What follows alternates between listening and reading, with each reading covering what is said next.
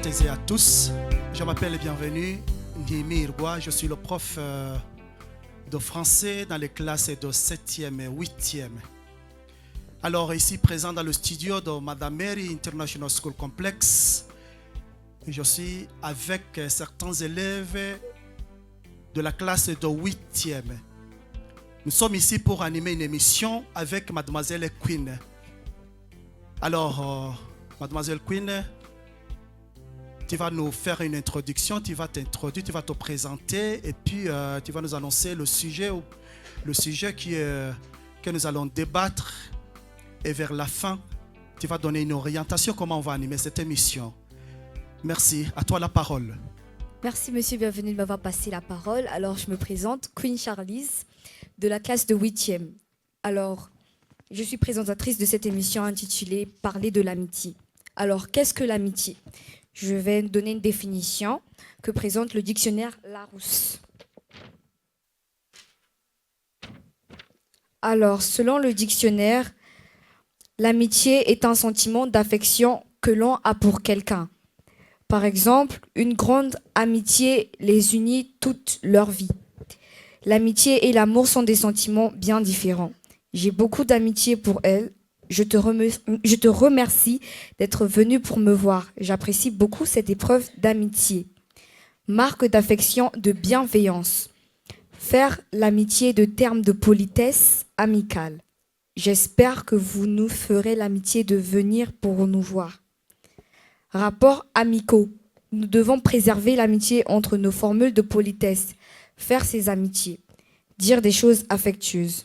Faites toutes mes amitiés à votre maman. Très bien. Est-ce possible de nous donner la référence? C'est dans quelle page tout a trouvé cette définition et toutes ces explications? Oui.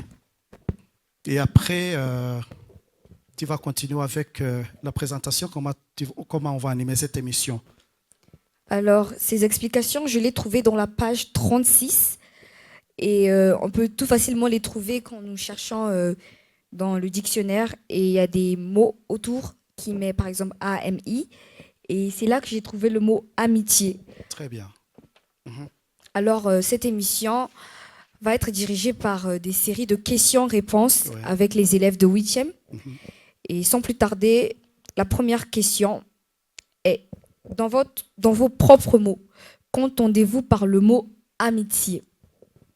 En mes propres mots, l'amitié, c'est comme une relation que vous avez avec une personne. Vous vous faisiez confiance, vous partagez tout. Mais une amitié n'est pas une relation amoureuse. Ah oui, merci Chris. Je ne sais pas si quelqu'un ou bien quelqu'une a une autre chose à ajouter. Oui, toujours nous sommes dans la définition, dans vos propres mots bien sûr. Oui. L'amitié est un sentiment d'affection que l'on témoigne à quelqu'un.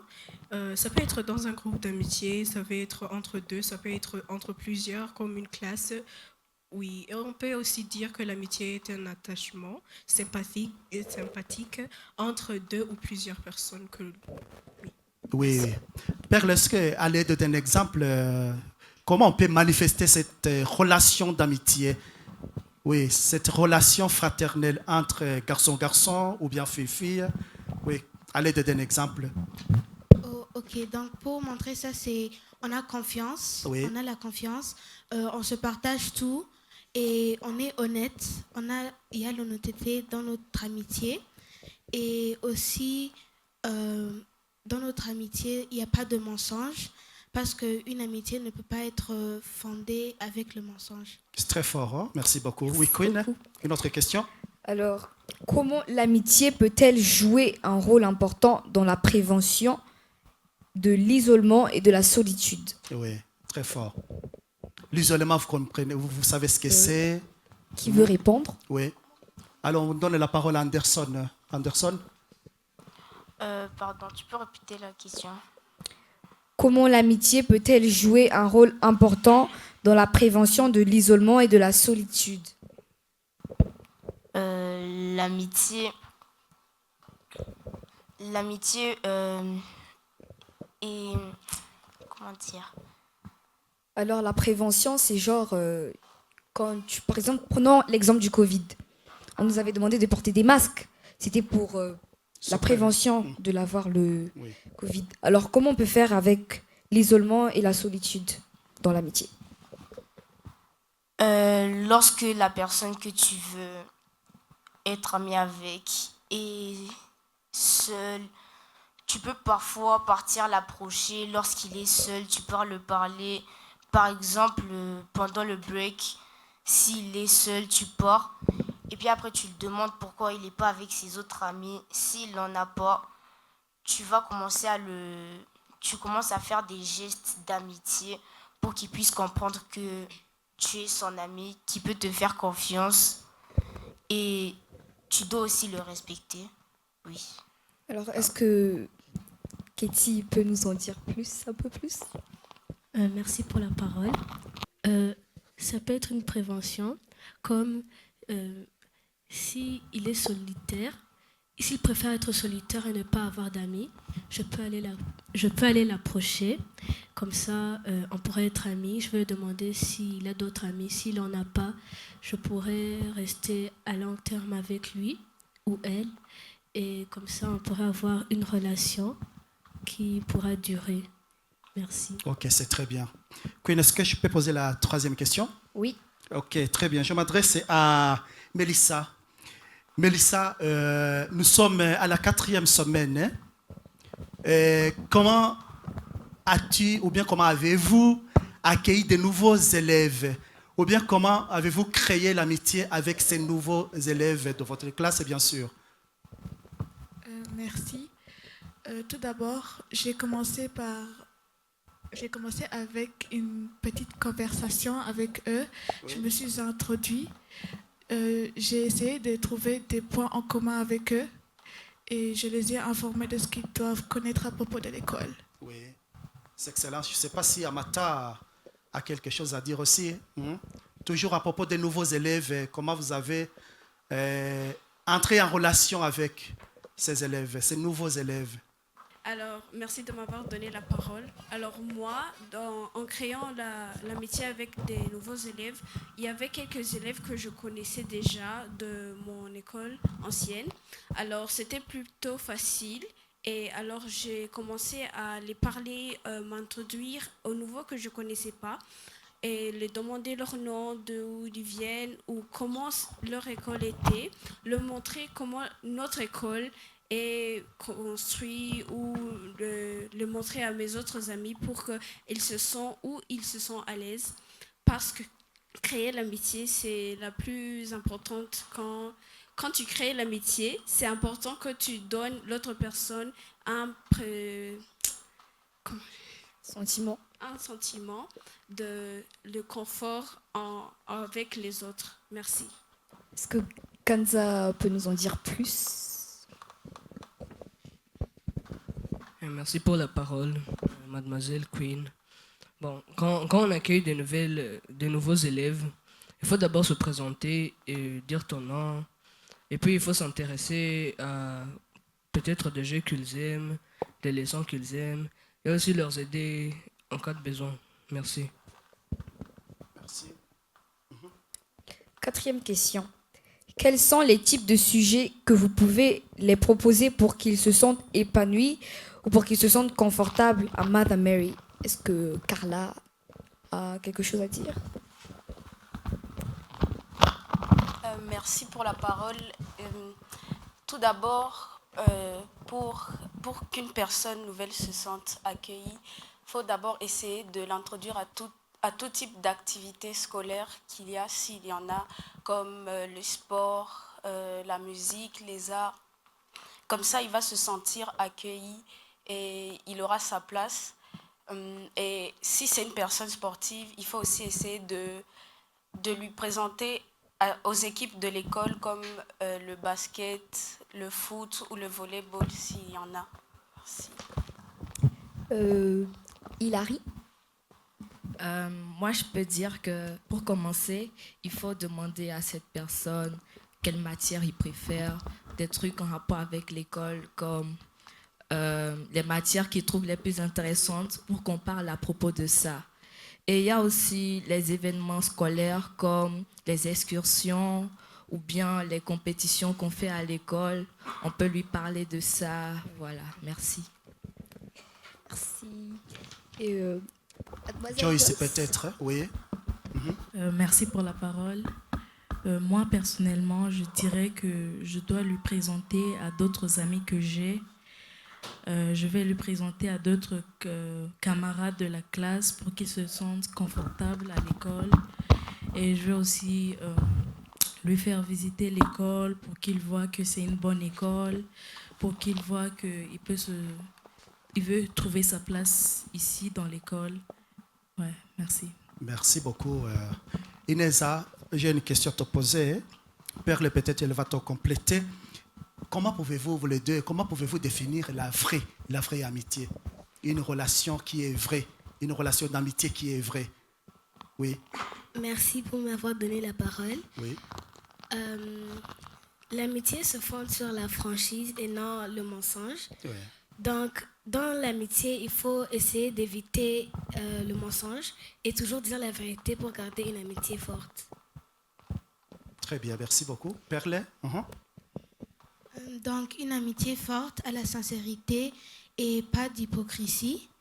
Dans l'amitié, il faut que votre ami n'aie pas peur de vous dire la vérité et de dire leur opinion, même s'ils savent que vous n'êtes pas d'accord avec eux.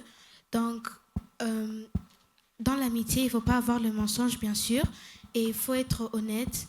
Sinon, si vous n'avez pas l'honnêteté, vous n'êtes pas honnête, donc votre amitié ne peut pas être vraie, une vraie amitié et une amitié forte qui peut durer beaucoup du temps. Merci beaucoup. Je ne sais pas si Elvis est d'accord avec votre réponse. La vraie amitié. Elvis, comment tu peux définir cette relation? La vraie amitié, c'est quand quelqu'un est là pour toi. Du genre, si tu es dans les problèmes de l'école, de la maison, cet ami sera là pour toi pour t'aider. Oui. D'ailleurs, si tu n'as pas fini tes devoirs et tu es tout seul, tu es en train de l'écrire, il peut venir t'aider à le faire et gagner. Et à la maison, d'ailleurs, si tu es toujours tout seul, il peut venir te visiter, vous jouez à des jeux vidéo, vous partez jouer des jeux vidéo ou bien à un sport. Comme ça, l'amitié sera plus forte. Vu que vous aimez deux trucs ou plus, là, l'amitié sera bien solide et va durer des années et des années. Et l'amitié sera... Très bien. Laisse-moi poser cette question à Chris. Chris, je sais bien que Gadiel est ton meilleur ami. Il est parmi tes meilleurs amis. Alors, comment vous avez commencé cette relation d'amitié? Ou bien, est-ce que tu peux nous donner des preuves qu'il est ton meilleur ami? Ou bien, quand est-ce que vous avez commencé cette relation d'amitié, toi et Gadiel? Alors, moi et Gadiel, on a commencé cette relation d'amitié en 5e, puisque c'est là où il a commencé à venir à l'école. Je l'ai vu avec Jonathan. Je me disais comment eux, ils se connaissent. Et puis, je me suis dit, laisse-moi partir lui parler. On a commencé à parler, tout ça. Puis, il m'a dit qu'il aimait le foot. Et moi aussi, vu que j'aime le foot, et ben, ça faisait quelque chose de commun. Alors, on a décidé de jouer au foot ensemble, se voir à la maison, tout ça, jouer des jeux. Oui. Merci beaucoup. Queen, est-ce qu'on peut continuer, non? Oui. Je sais pas. Est-ce que Praise ou Anderson peut le compléter?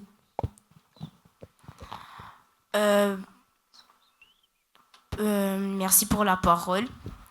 Comme il l'a dit, si vous avez des points communs, c'est plus simple de devenir ami avec lui ou bien elle. Et puis après, si vous avez un ami en commun, il va pouvoir vous introduire, ce qui va rendre les choses plus faciles. Et lorsque vous êtes en classe, tu l'aides pendant les devoirs, pendant les exercices qu'il ne comprend pas. Par exemple, maths, il ne comprend pas, tu le parles, tu lui demandes ce qu'il ne comprend pas pour que tu puisses l'aider.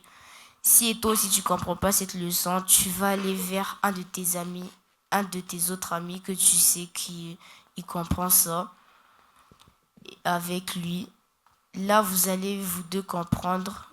En plus, tu vas le donner à un nouveau ami qui va pouvoir l'aider dans des autres leçons. Et pour cela, il va pouvoir te remercier pour t'avoir donné un ami qui l'a aidé dans les leçons, qui lui a permis d'avoir des bonnes notes, et il va t'introduire à ses parents. Ses parents seront aussi contents qu'il puisse avoir un ami comme ça. Oui. Merci. Merci beaucoup, Anderson. Oui, Queen, la dernière question. Alors, dernière question. Dis, quelles sont les approches ou stratégies qu'on peut utiliser pour créer l'amitié avec des personnes timides? Je ne sais pas si Neila ou Aliana voudraient bien répondre à ces questions. Ou bien Mike et Noah. Oui. Aliana, tu commences. Merci, mademoiselle Queen, pour la parole.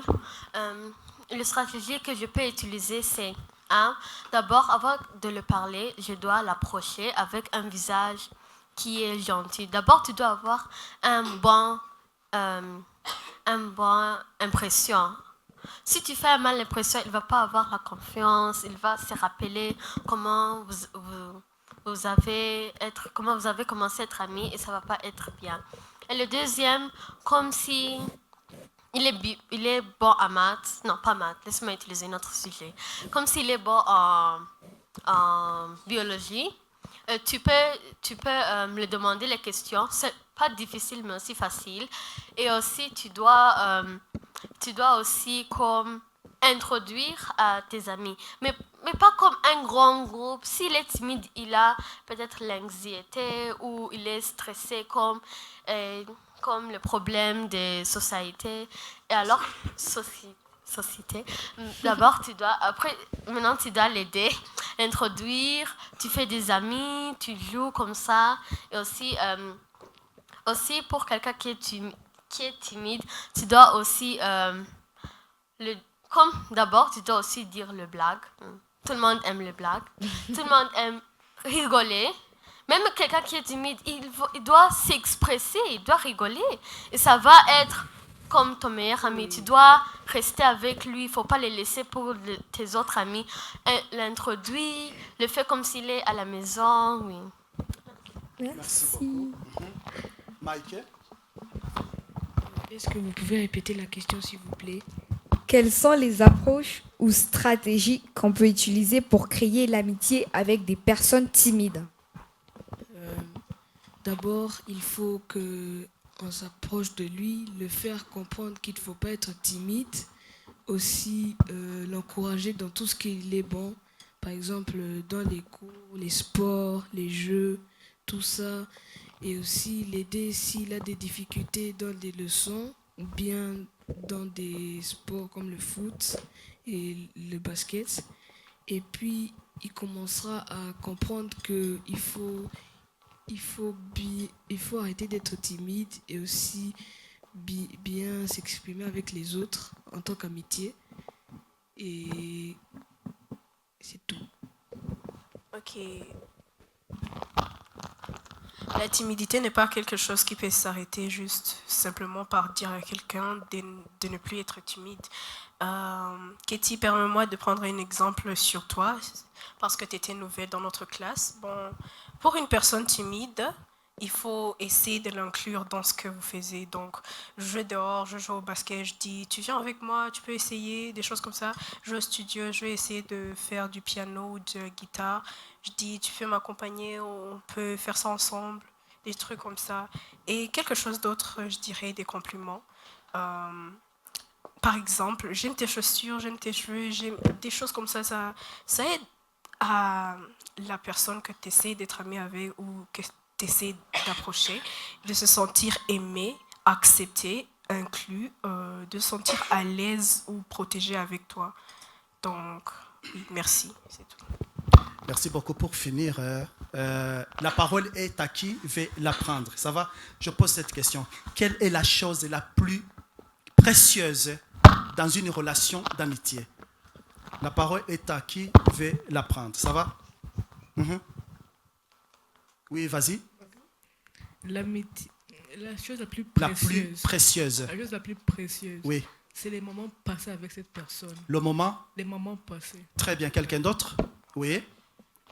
Pour moi, la chose la plus précieuse dans l'amitié, c'est la confiance. Sans confiance, une relation ne peut être basée sur rien. Merci beaucoup. Je vois Joyce. Tu veux parler? Moi, je dirais que c'est la vérité, enfin, je veux dire, la confiance aussi. Et quand il n'y a pas de confiance dans une amitié, ça veut dire que l'amitié ne peut pas marcher. Vous ne pouvez pas se dire des secrets.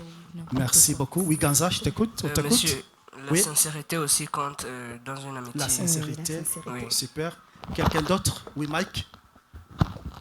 Aussi, ce qui est bien précieux sur l'amitié, c'est que on se pardonne toujours, on se fâche jamais les uns les autres, même si parfois on se fâche.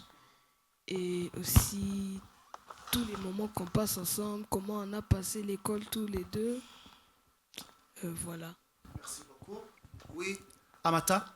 Moi, je dirais que la chose la plus précieuse dans l'amitié, c'est l'amour avec des limites et l'honnêteté. Les limites, ça, comme une amitié garçon-fille, ça doit avoir des limites parce que on connaît ce qui peut se passer s'il n'y a pas de limite entre les garçons et filles. Merci. Monsieur, permettez-moi d'ajouter quelque chose sur la dernière question. Ils ont parlé qu'il faut aller dire quelqu'un qui est timide d'arrêter d'être timide. Mais la timidité peut être causée par soit l'anxiété ou le traumatisme. L'anxiété, il faut l'amener quelque part qui n'est pas bruyant. Il n'y a pas beaucoup de personnes, par exemple la bibliothèque.